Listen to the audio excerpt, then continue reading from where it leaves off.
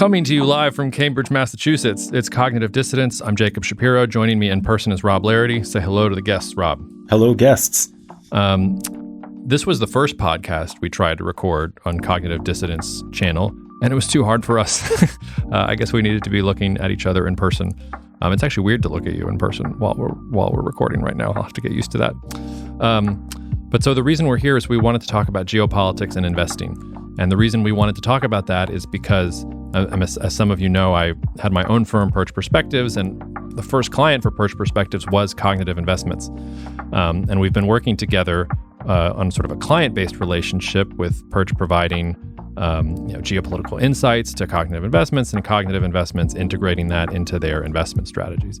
But as we kind of went along, and as the world evolved in this multipolar geopolitical competitive direction, I think it became clear to both me and Rob that we'd stumbled on something that nobody else was doing, which is that nobody was really thinking about the relationship between geopolitics and investing and actually creating strategies around that. So Rob asked me to join him as partner and director of geopolitical analysis at CI. And I said yes, in large part because the last 2 years have been so successful and so stimulating. So that's why we're here. We're here to talk about geopolitics and investing and kind of what we've learned over the past 2 years as practitioners of doing that. Rob, was there anything else you wanted me to tell the audience about what we're doing together, or should we dive into geopolitics? Well, I think the only thing I would add to what you've already said is, in addition to finding that the combination of those two things really works, I think there's a recognition that for our clients, the next 20 years are going to be dominated by geopolitics. And our approach at Cognitive is to build investment programs for our clients that are supposed to, last the test of time.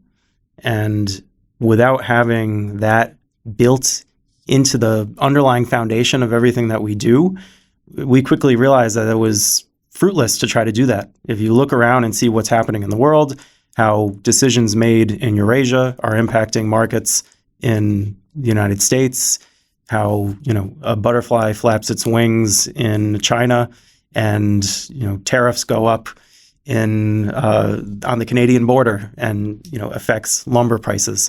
So having a handle on those things is table stakes now. And that's why we really are so excited to start this new chapter of really having everything integrated into one whole. One whole. Yeah. I it's funny. I've worked at a few geopolitical firms in my life, Stratfor and Geopolitical Futures, and then Perch. And the investment geopolitics thing was always the holy grail. I feel like everybody was always trying to pursue it. And I think one of the ways that we're actually very different than other folks out there that are trying to use geopolitics is that you don't ask me to give you the investment thesis.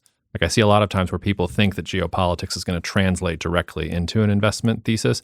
And that's not actually how it works, because geopolitics isn't designed to understand investing. It doesn't actually care about finance or returns. It cares about power.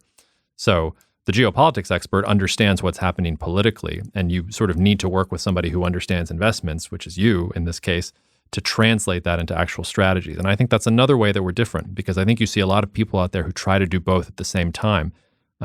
And I mean, I think I'm a pretty smart dude. I can't do that. It's too many different things to keep track of at once. So it really is a partnership in the sense that the sum is greater than its parts, because by itself, I think investing, it can't understand geopolitics, and geopolitics can't really understand investing. They're two very different kind of disciplines, but when you put them together and make them talk to each other like we are across the table now, it does seem to yield pretty interesting insights and unique opportunities. Yeah, think of it like insurance, right? So that's the way we think about every investment that we make for our clients is we're underwriting risks.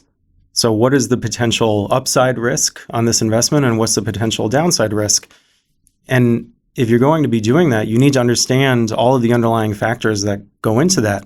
So you have this probability tree of potential outcomes. And if you're underwriting, auto insurance, geopolitics is equivalent to knowing that this person is a bad driver.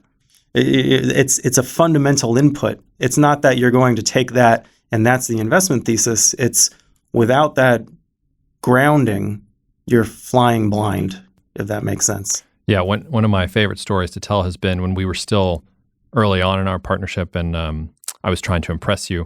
I did this whole long study on Turkey. And I said at the end of it, Turkey's economy is really bad and you should probably think about shorting the lira and all these other impressive sounding investment terms that I hadn't really used before. I remember you came back to me and you said, hey, every part of this was great except for those last two sentences where you told me what to do.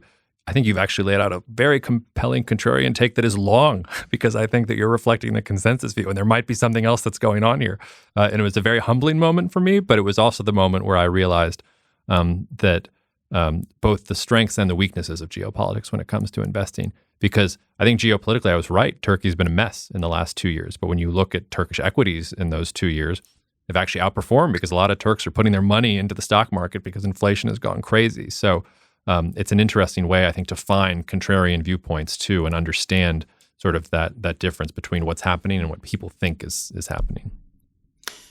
And I think we're going to talk a lot more about practically how to use geopolitics and investing. But before we get into the nitty-gritty, can you explain in your own words what the heck is geopolitics? Because people assume it's international politics and, what you would read in The Economist but it's not really that. It's something much more specific. Yeah, it's my least favorite question to get, but in some ways it's the most important. Tell us about 20th century Swedish social philosophy, will you? Well, this is really more like therapy for me. I feel like I need to lay down on the couch now and talk about geopolitics because this is I just wrote a draft of the letter that's going out about announcing me joining CI, and I called it a tempestuous love affair with geopolitics, and that's sometimes how it feels. So geopolitics itself is I should say a 19th century discipline for understanding relationships between states. And the first person to use the word geopolitics was a Swedish political scientist named Rudolf Kjellén.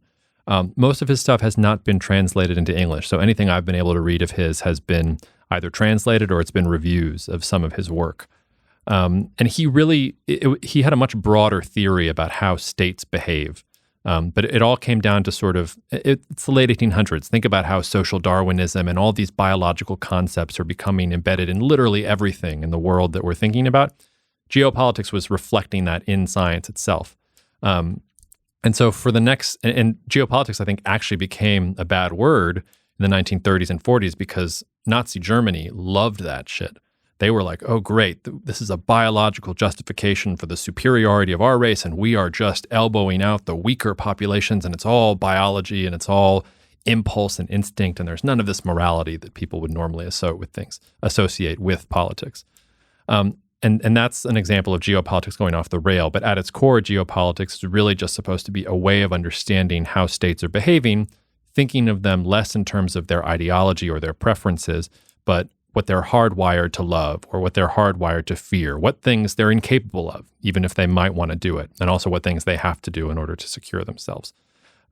So that's like the very short definition. And where does the geography come in? Well, the geography comes in because... Talk about peninsulas a little bit. Peninsulas. I mean, geography, I think, affects us way more than you might think.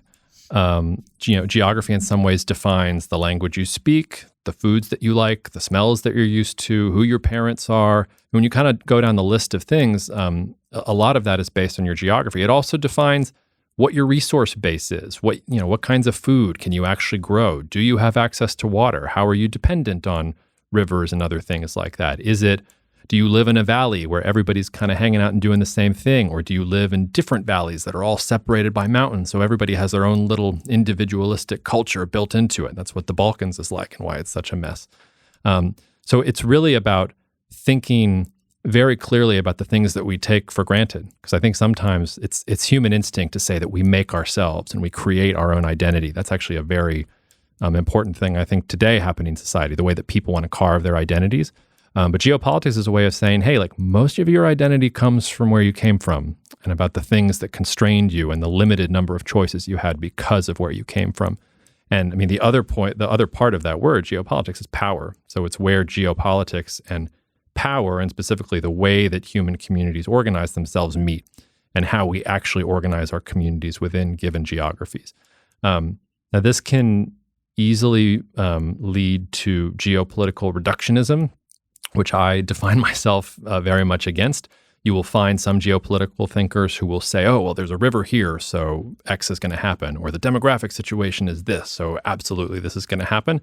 It's much more multifaceted than that, and geopolitics has to pull in other disciplines, I think, in order to be operative, but its first beginning is looking at the geography of a particular political institution or state or what have you, and then defining outwards from there. And one thing I would point out for anyone who doesn't know Jacob personally, which I've had the pleasure of getting to know him in the last few years, just thinking about geopolitics as a very broad discipline, it's really a humanist discipline, and that shows in your range of interests. Like, you're not just here looking at maps all day. You're interested in literature and history and basketball and food and culture, and somehow the secret formula of what you do is all of that stuff kind of put together in a way that's hard to replicate. Yeah, I mean, it's really trying to see the forest for the trees, ultimately. I mean, like I said, I've always felt geopolitics was a little bit of a straitjacket as a word, and I never wanted to be reduced to that.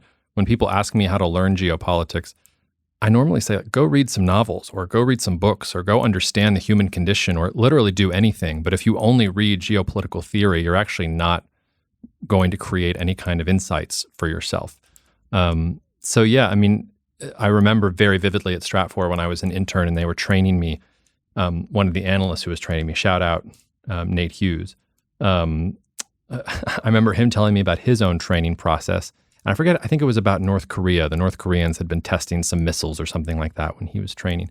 And he didn't know anything about missiles, but that was what happened that day. And they needed him to learn really, really fast and then learn enough so that he could talk about, okay, well, politically, what are they trying to indicate and what's going to happen next? So he didn't have to become a rocket scientist to get there, but he did need to develop some base fluency in the different missiles and the different rocket types, and he had to do that really, really fast. There's a great Ernest Hemingway quote that I paste on the board of any analyst I've ever trained, which talks about, he's talking about being a writer. He talks about how the real skill of being a writer is just being able to learn things faster than other people and then communicate about them. I feel that way about geopolitics. I'm not an expert about anything in particular. I certainly have areas where I've spent more time thinking and reading and things like that. But my real skill is that you bring me something and A, I know where to look. B, I can learn it really, really fast. And then C, I can put it in this framework that allows you to start, okay, well, if I take out this variable, what happens? And if I add this variable, what happens? I obviously always want to be right, but as I often say to clients, I'd rather be interesting. Like, I do my job if you've imagined all the possible scenarios. I don't do my job if something happens that we didn't think at all. Like, oftentimes I'll be wrong about the actual outcome. It's why I don't make forecasts. I like to do scenarios instead. But that's another way that I try and indulge in the, I don't know, in the eclecticness of all the things that go into doing geopolitics.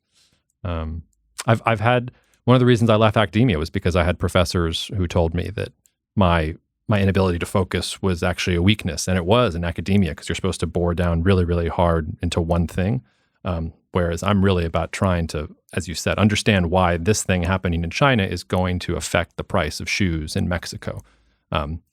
The China expert's not going to understand that, and the Mexico expert's not going to understand that. It's the person who can jump in and out of those perspectives and bring insights back that is actually going to produce real insight. You know, it's funny, now that you describe it that way, it hits home for me that I think part of the reason why you're such a natural fit with the whole cognitive investments team is because we're of the same cloth. I mean, we're generalists. And the whole team, our genesis is in Off Wall Street, which is one of the great generalist firms. And the founder, Mark Roberts, had a master's degree in 19th century French literature. You know, and that was the ethos of our team and the firm, you know, at Off Wall Street as well, is go broadly, be creative. Everything is connected. And the way you describe academia as siloed and you need to focus on this very specific thing, the investment business works the same way. There's this kind of old very kind of mid 20th century industrial organization mindset, which says, okay, you people, you're going to go and focus on these two things, and you people are going to go over here and focus on these two things, and we're going to put you all together, and we're going to know four things. But really, you don't, because the sum of the parts is almost less than the, you know what I mean? I know what you mean. It's funny though, like I also want to make sure, like, this is not a dig at specialization. Like, you need specialists. I remember when one of the first projects I did for Perch was for a client who was really interested in 5G and about telecommunications networks. And I didn't know crap about 5G and telecommunications networks. And so I interviewed a couple experts and sort of said, hey, please, like, give me a remedial lesson here as quickly as you can. And I read a bunch of the things they recommended, and I learned just enough to be dangerous. In the end, my client wasn't coming to me to understand the intricacies of how to set up a 5G network, but in order to explain to them why wireless networks were going to be a source of competition between China and Russia and the United States, I had to at least understand what the heck was going on and what went into creating a 5G network and where the different components were and how it could be hacked and all those other sorts of things. So I wouldn't claim to be a 5G expert now, but the one thing that I do have is I know enough to be dangerous, and then I know where it sits politically. I know what the Chinese government's thinking about this. I know what the US is thinking about this. I know what the constraints and the imperatives and the limitations are around it. And that allows you to give a differentiated point of view and to consider that avenue in a way that most can't. Yeah. Although I think for what we do, for the most part, because it involves judgment and forecasting complex events that are involving many different humans together, for the most part, specialization can be dangerous, and you want to use specialists and specialist knowledge as a tool in your toolbox, but it can't be in the driver's seat. Yeah. The other danger of specialization is, so I already did my Hemingway quote. The other quote I always staple on analyst trainees' desks are the Socrates quote about, I'm paraphrasing, but it's that the real beginning of knowledge is the recognition that you don't know any. So in some ways, the hardest things that I do with geopolitics is really about understanding every time I approach a new subject, I don't actually know anything. So even if I have been an expert on something and I did a project a year ago and I was really proud of it and I thought I had a really good idea, if somebody comes to me the next year and asks the same question, I start from scratch. I don't assume that everything is the same as it was before, because even little small things can change things. And that's really hard for specialists because their identity gets wrapped up in knowing this one very specific thing better than anyone else. And the real challenge, I think, for generalists is to say, hey, I don't know, like, the answer to your question when you first ask it. I'll find out and I'll give you a perspective that is very interesting and differentiated. But in the moment, like, the first thing you have to say is to admit your ignorance, to admit that probably the thing that you think it is actually wrong. It's probably a thing that is being programmed into your head subconsciously or via your own biases or the media or things like that. So it took me a long time actually to get comfortable with saying, I don't know. Like in some of the intellectual environments I was in, both in grad school and in other geopolitical firms, you were only as good as your most recent idea. You wanted to be the person that, always seemed to project confidence. And that's why in intelligence and analysis in general, you get mistakes, because the people who get promoted up the chain are the ones who just say, yes, I know it, even if they haven't actually sat down and said, oh, I don't know, like, give me a week to figure out exactly what's going on here, and we can put some interesting pieces together. Well, George Soros famously said in The Alchemy of Finance that he was starting, as you described, with no knowledge about anything, and he had, as he put it, 48 hours to find out everything he could about a certain subject. And he called it going for the jugular.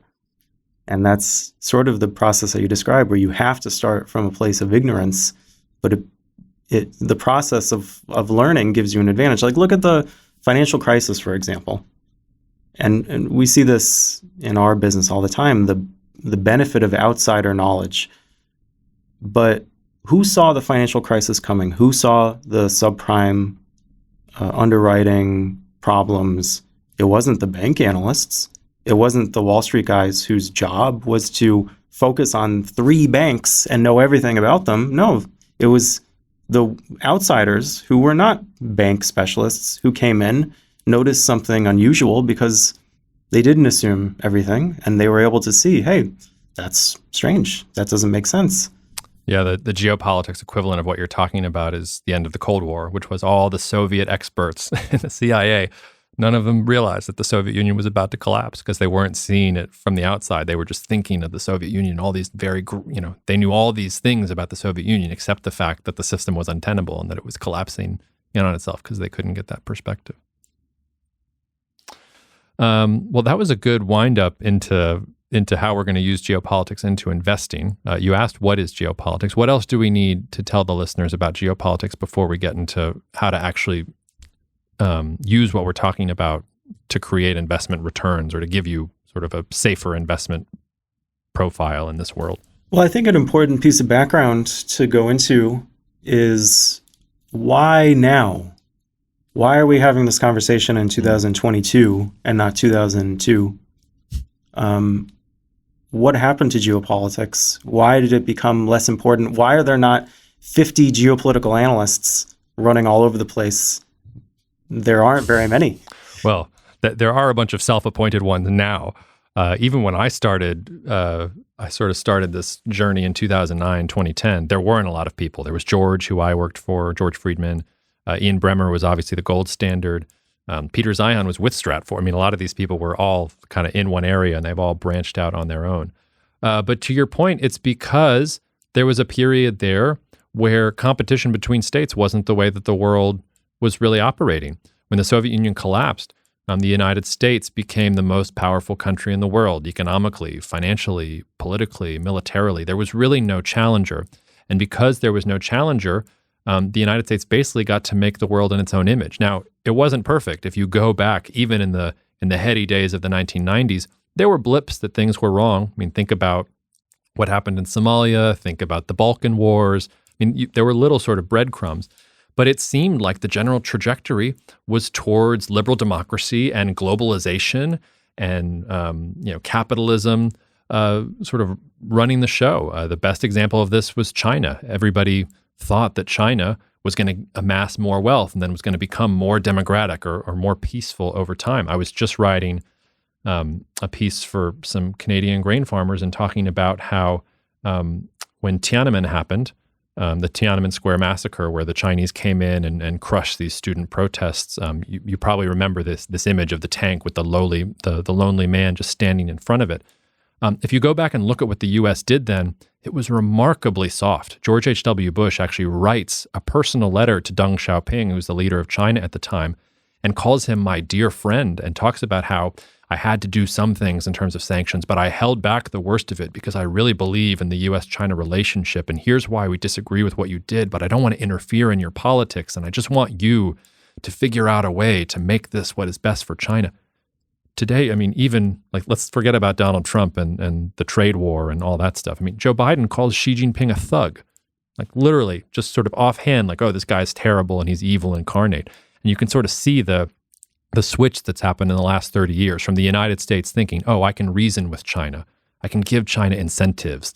The arc of history is moving in the direction that I want versus now where everything is seized up and everything is about fear and competition and you're bad and I'm good. And if you don't do what I say, it's going to be tariffs and pain and destruction and all these other things. I think it sort of bookends, sort of how far we've come from that initial moment of optimism.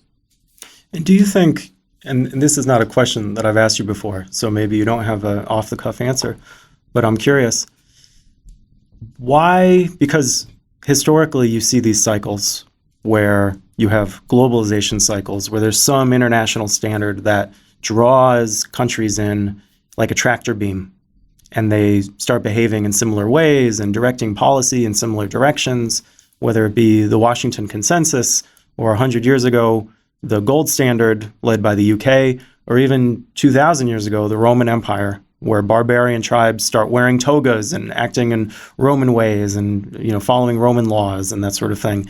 So you see these cycles happen again and again. Why do they turn? And why do you think that this cycle has turned? What was it about the Washington Consensus that stopped drawing them like they used to? Was it the realization that you weren't going to achieve the kind of wealth creation in that system that originally maybe was thought?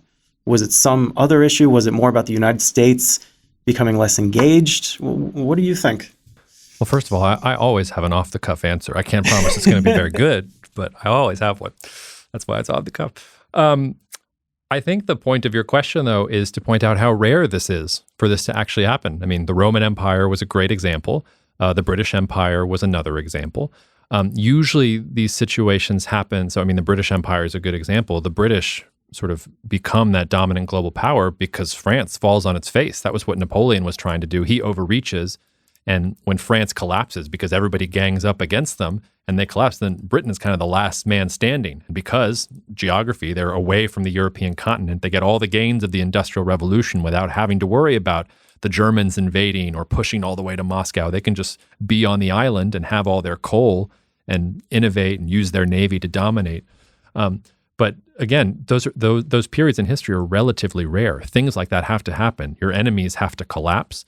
You have to have some kind of advantage, whether it's technological or geographic or something like that for one power, and it's never sustainable. I mean, the British Empire, the sun never sets in the British Empire. It's going to rule for a long time. It was basically 100 years between when the British Empire really, France fell and they take over India. It was roughly 100 years. Then it's World War I, and we're already off to the next thing. The Romans lasted a long time. That probably has more to do with technology than anything else. They just couldn't. There weren't any challengers for a long time, but eventually within itself, the seeds of decadence were planting. I think that's the other thing. Power has a way of, and wealth have a way of making you soft and lazy. You amass all of this power and then you just sort of take things for granted. I think that's the really dangerous place about where the US is. My argument about living in a multipolar world has much more to do with how China is rising as a power and Russia's declining as a power. I don't think the United States actually, I'm not sure what trajectory it's on. I can make the case for it rising or for it falling. But the thing that's dangerous for the United States is that it's been top dog for a while now. And a generation has grown up just sort of being accustomed to being the top dog. So we're accustomed to having all these things. We don't have to sacrifice. We don't think of all the things we have to do as a collective and the compromises we have to make in order to push things forward. So I wouldn't even call it cycles. I think that there are moments in time where the stars align and you can have a period where there is one dominant power. But for most of human history, it's usually there's powers that are competing and fighting against each other. And you have all these in-between powers that are also balancing and looking to protect themselves as well. The United States globalization moment, you had the Soviet Union collapse, you had the United States with incredibly favorable geography, and it just sort of enjoyed this moment in the sun where it had no challengers. And now those challengers have risen. Those challengers have taken advantage of that global world that they took care of, and now they want a piece of the pie as well. So I think in every sort of system where you get that lone superpower, the seeds of its demise are already there. Nothing is permanent. You're not going to get to a place where, well, maybe one day we will, and the vision of like Star Trek universe will be real, but it doesn't look like it is anytime soon. So the image of a cycle is not really accurate. It's more that you tend to have these occasional aberrations from the norm, and the norm is multipolarity. Is that a fair way to say it? Yeah, I haven't quite said it that way yet, but I'm going to steal it now that you said it. I have a reflexive condescension towards, you know who Neil Howe is and the fourth turning, or that book about the generations and the demography. I hate cyclical arguments. I mean, there is a time and place for cyclical arguments. I think it's probably much more in markets than it is in geopolitics. But, and this is what I say about humility, I get very, very skittish about saying, oh, like the world operates on a cycle where this rises and this, that's a little too Hegelian and a little too formulaic for me. I think usually it's a lot more contingencies and a lot more, it's usually not based on cycles. And just think of it, like, I mean, the idea of geopolitics in and of itself is that different geographies divide us, that we're not all the same. And so that we're all trying to get resources for ourselves. Like nowhere in the animal kingdom is there one like animal that becomes the most powerful of all of its species and then just dominates everything. It's always rival tribes, or you go in your own herd, or things like that. It's not natural to have one thing dominate everything. Everybody wants as much independence as they can. Well, speaking of aberrations, I can speak to the investment background, because I can tell you in my career, macro and geopolitics and big picture stuff like that was never, ever in the foremost. And my generation of investment analysts and portfolio managers, I think you write in the white paper that we're releasing that geopolitical muscles have atrophied. Well, it's the same thing with investment, because a whole generation of people have grown up just focusing on the companies. And there's this very Warren Buffett sort of ethos where you don't have to worry about what's going on in the world. America is number one. I'm going to sit in my office. I'm going to read company annual reports all day long, and I don't have to worry about that stuff. And now I think that's going out the window, obviously, because, it doesn't matter which company you picked when the oil price triples and, a whole sector gets walloped. So that's really interesting, because it makes you think about how skills develop over time. And it's going to be a big gap, because I don't know anyone who studies geopolitics or really knows these issues like you do. And you fell into this field completely by random. You are going to be a monk or... No, a monk. I was going to be a rabbi and then a monk and then I really wanted to be a basketball player, but it just wasn't in the cards for me. You got close, though. Did I? I don't think I got that close. You're pretty famous on the playground, Larry, from what I hear. Oh, okay. Yeah. Well, yeah, but the other thing I think you should talk about, or that we should talk about, is because this was really eye-opening for me, which is in the last 30 years, if you were just picking in terms of countries, the best decision you could have made was just park your money in a U.S. index and just let it grow. I mean, there were a couple other indices that did well over that time period, like the German DAX, I think, has done really well over the last 30 years. The yen, I think, is basically stagnant over 30 years or something like that. I can't remember exactly. It's something like that. But you don't think that's the case going forward. You think that this return to multipolarity is also going to reflect in terms of the different performance of different countries. Yeah, I think that's absolutely right. You didn't do yourself any favors by being in anything international for the last 30 years on average. There was a brief period in the early 2000s when the Chinese kind of fixed asset investment model was pumping on all cylinders when emerging markets were very hot. That lasted a hot minute and then it was over. But if you look on a 20 or 30 year basis, the United States has blown away every other international market, never mind Japan. I mean, Japan has been mired in stagnation since the Heisei bubble burst in 1989. So it was a very easy decision to make. You didn't really need to know much about what was going on outside of U.S. shores. And I think very clearly that is changing. And a lot of people recognize that. There's sort of an intuitive understanding that what goes up can't continue going up forever. And there's a lot of weight hanging on the U.S. now, whether you look at the profit margins of U.S. companies. I mean, that's the biggest one. If you were to map the profit margins of the U.S. corporate sector, they bottomed in 1982 when inflation peaked and when the market bottomed for a generation. And from 1982 until 2015-16, really, they were, with some cyclical variations, just going up, up, up, up, up. And there's a lot of reasons for that, and a lot of them are about outsourcing and international trade and supply chains becoming thinner and thinner and more just-in-time and more just-in-time, inventories shrinking, all of that. And now that's done.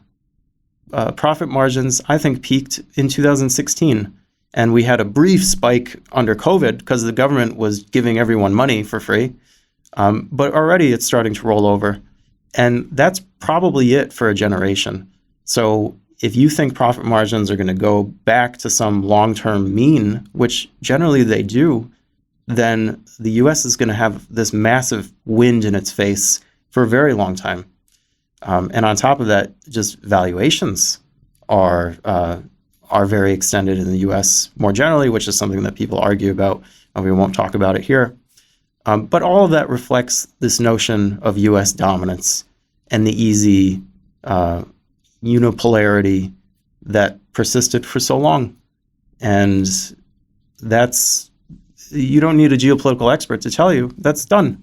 No. You absolutely need a geopolitical expert to tell you that these things are, all these things. Well, you need an expert to tell you what to do next, but you don't need an expert to tell you that there's trouble. That's what's happening. I think also embedded in what you're saying, though, is also this division between active and passive, because I don't think you're saying that the U.S. market just in general across the board is going to do badly. There's probably going to be pockets within the U.S. that actually do really well in this particular environment. There will be some sectors, whether, maybe it's energy long term, maybe it's, anything to do with sort of national security, I think, all that stuff, semiconductors, all these things that are critical that are going to become sources of geopolitics. I think you're going to see a lot of government stimulus from different governments. So you may want to be, if you can, in the semiconductor industry in Japan and China and the US, because they're all going to be pumping money at those things. So it's not just about picking the countries. It's then also about having enough of an expertise to say, okay, like we have these country bets, but we also know we want this sector in this country, and we don't want this sector in this country because this one is kind of out of its prime. Yeah, no, that's absolutely right.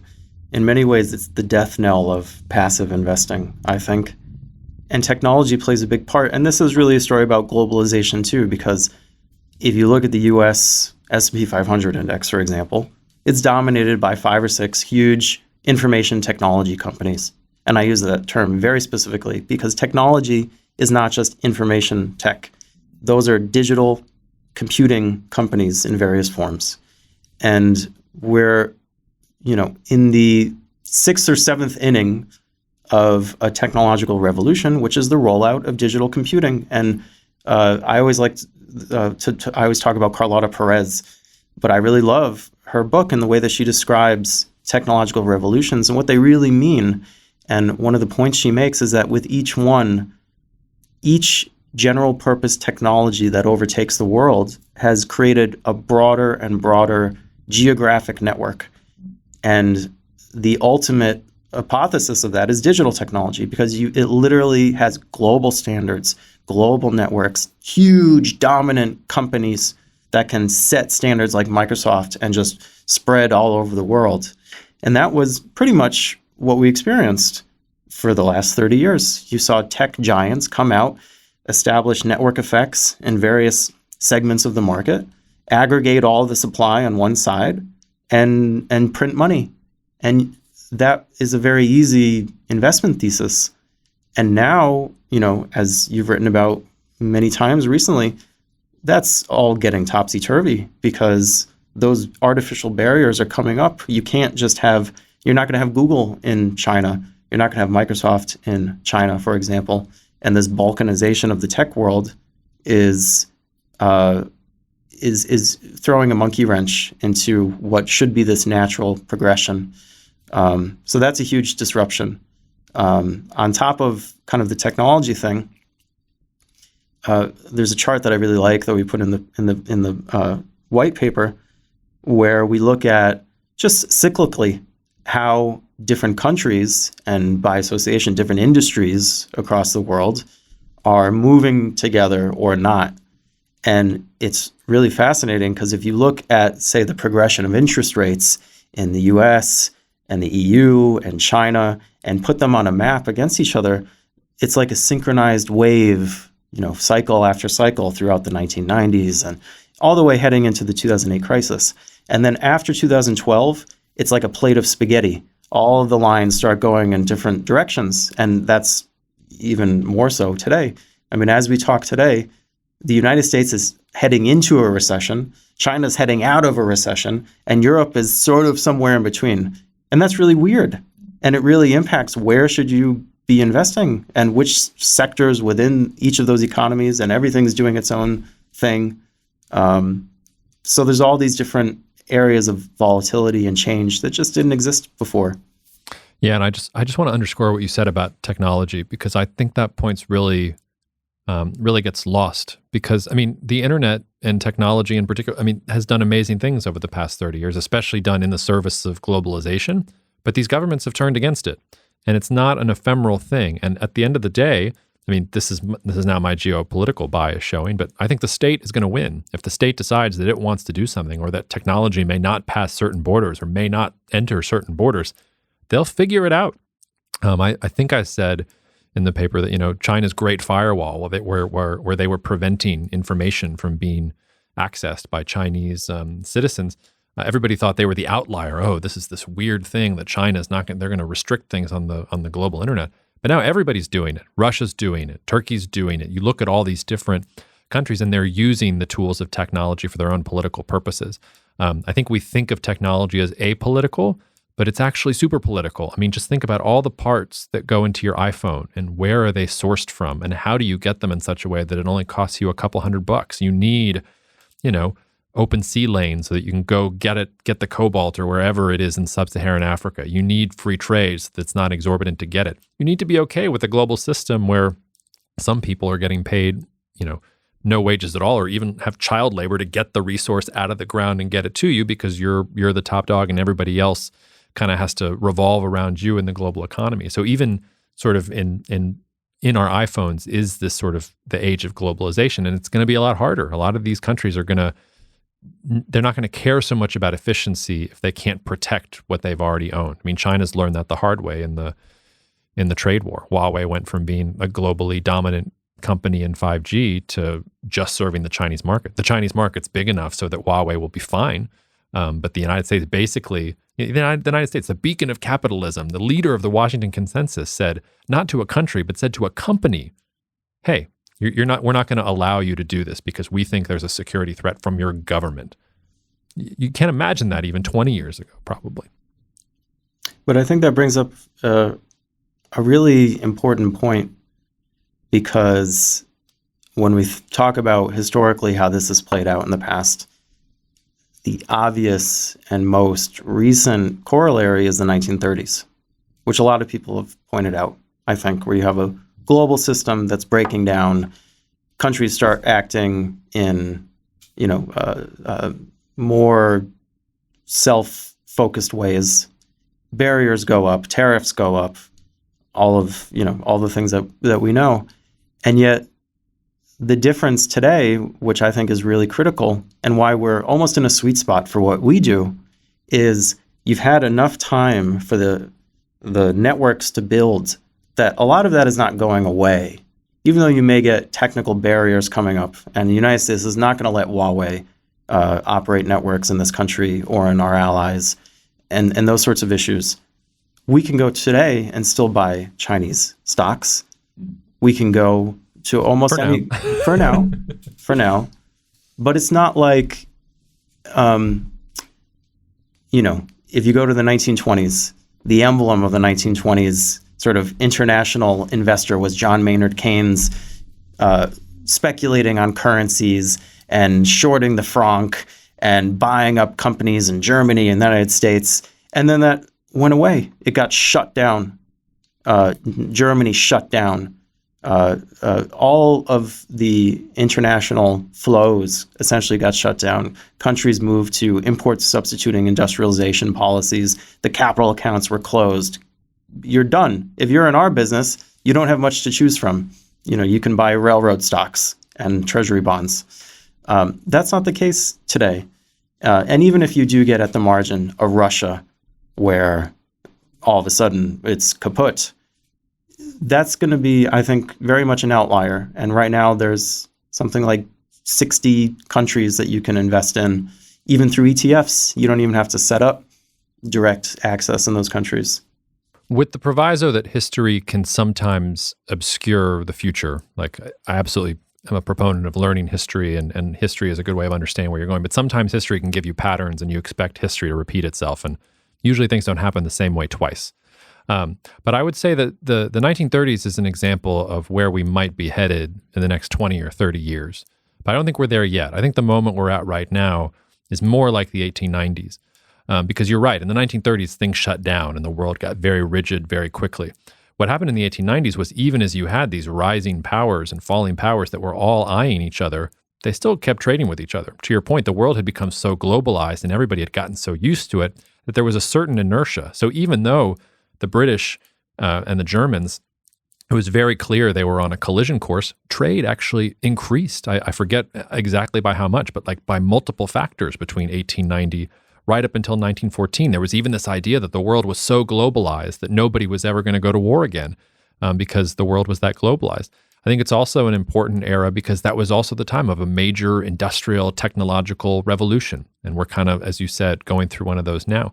You even get a stupid Russia invasion in the 1890s of Japan, where Russia goes after Japan. Japan completely destroys the Russians. They get a revolution sort of down the. It seems like Putin's even giving us like that exact thing, except it's Ukraine, and Europe will be the power that rises. So I think the 1930s is the worst case scenario for if we stay on the current trajectory. And I would say we're on that trajectory right now. I do think there's time to avert it.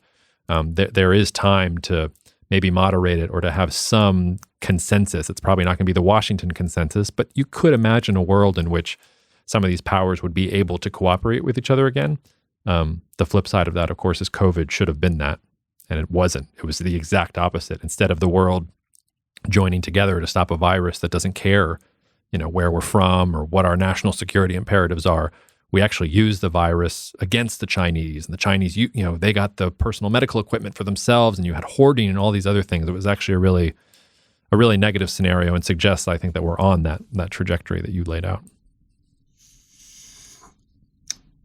Well, should we talk about what kind of countries we think are best positioned for this brave new world? Yeah, let's. Why don't we do that and then close out, because we're already at the 46-minute mark. Oh wow.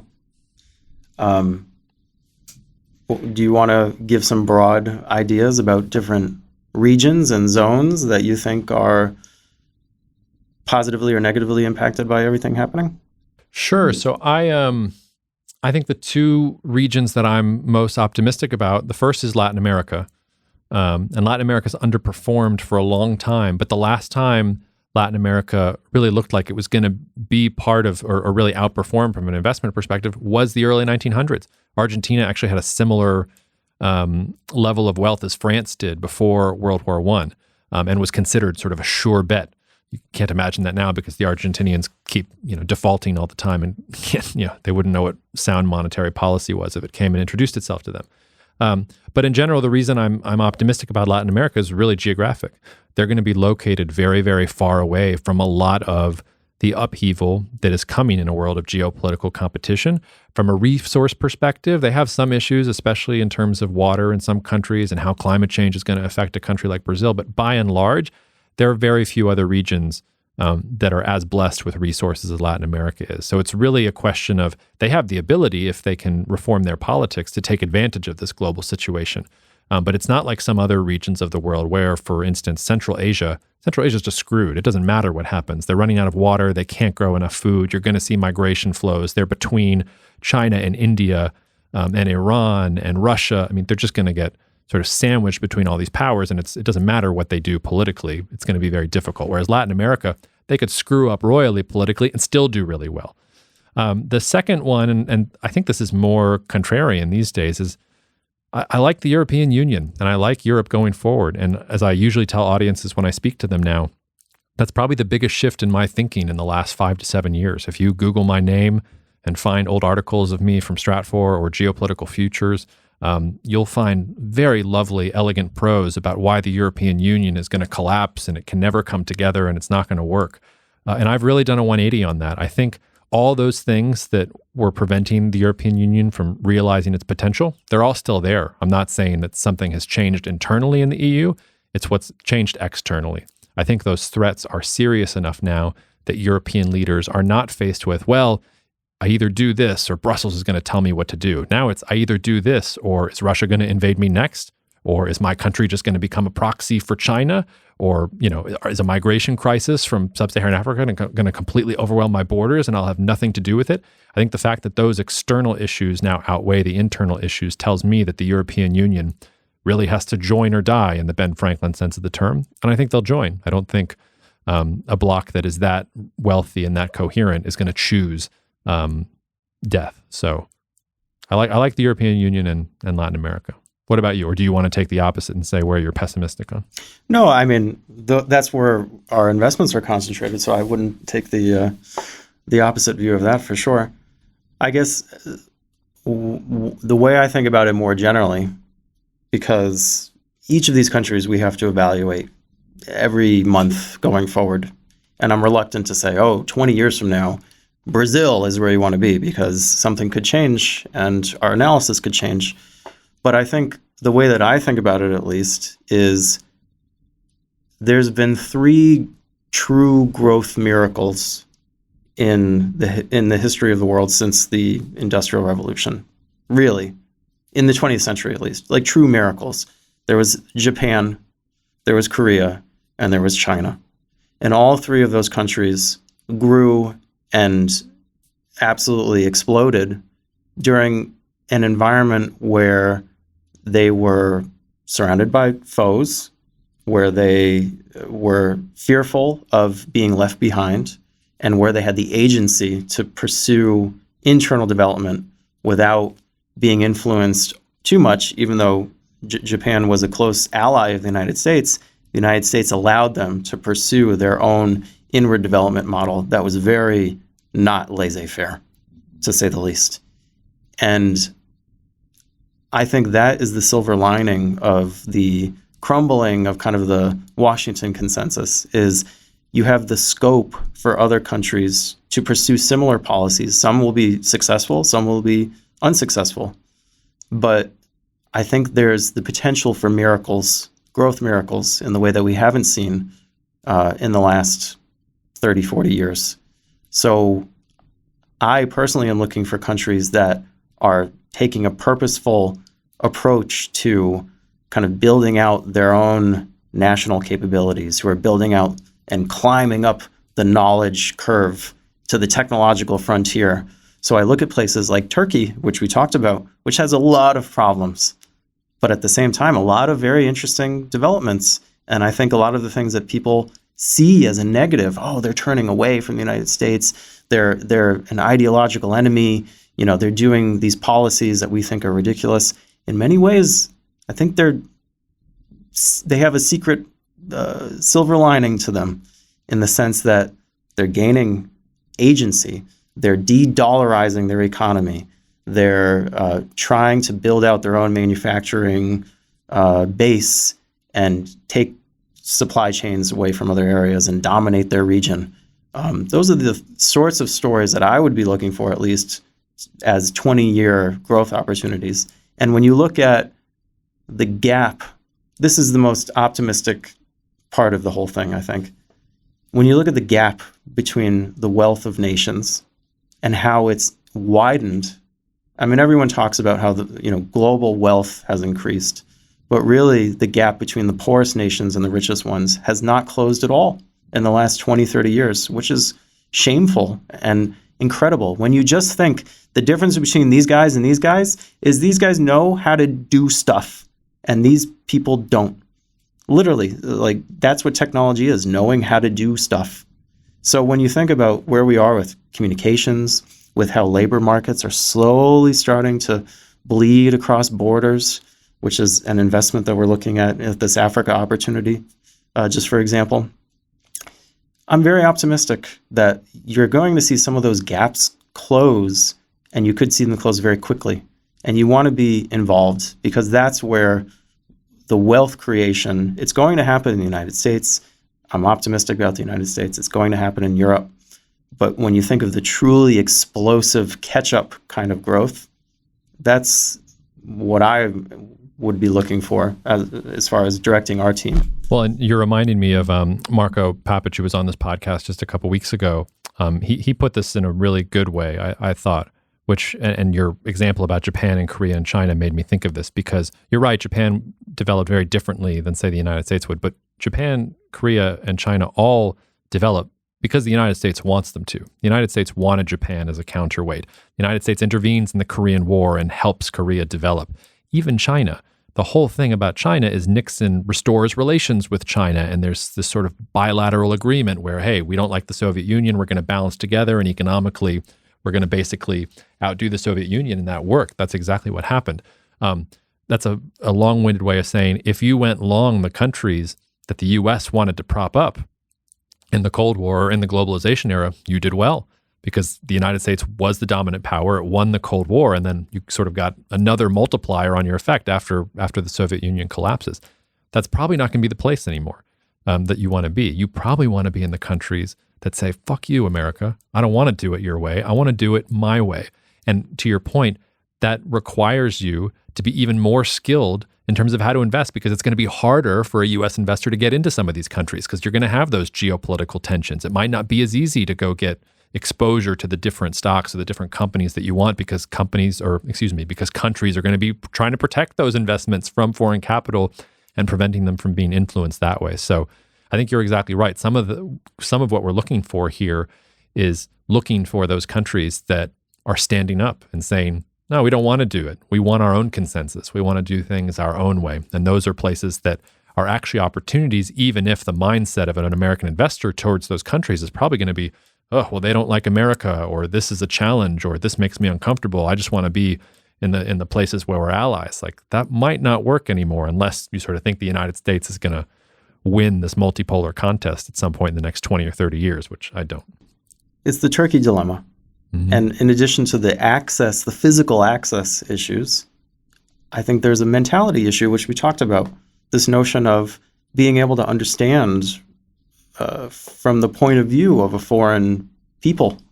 What are their constraints? What are their fears? What is their point of view on the world? And be able to empathize with that is really important. And that's hard to do.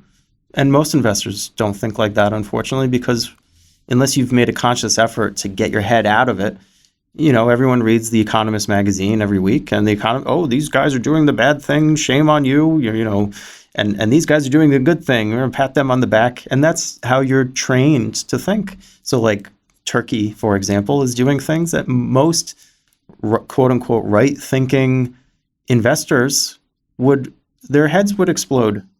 And that's difficult to get out of that mindset unless you've really created a deliberate structure where you can do so. I think another really good example of this is, I didn't think Russia was going to invade Ukraine, and we were looking at Russian equities for a little while there, and we had a position in Russian equities before the war. And in some ways, the thing I'm most proud of so far in working with you is not that we got that wrong. We did get that wrong, but we also realized we got it wrong soon enough to get out.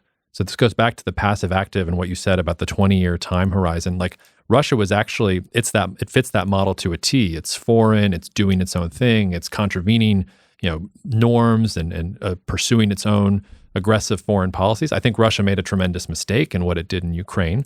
And that was when we took the position off, before the markets really tanked and you couldn't get your money out.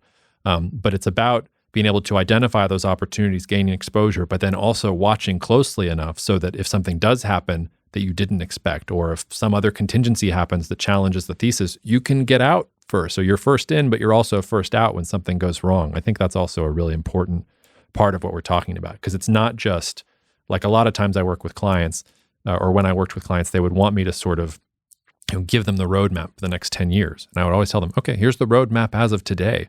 But if you don't have somebody on your team rechecking the roadmap every week or so, like this isn't going to be good for that long. I'm not that good. If I was, I wouldn't be talking to you. I'd have my own island in the South Pacific, and China would be courting me with MOUs on cooperation for my small island. The potential upside is huge, but you can't just roll into Turkey and put it on autopilot for 10 years and say, okay, my job here is done.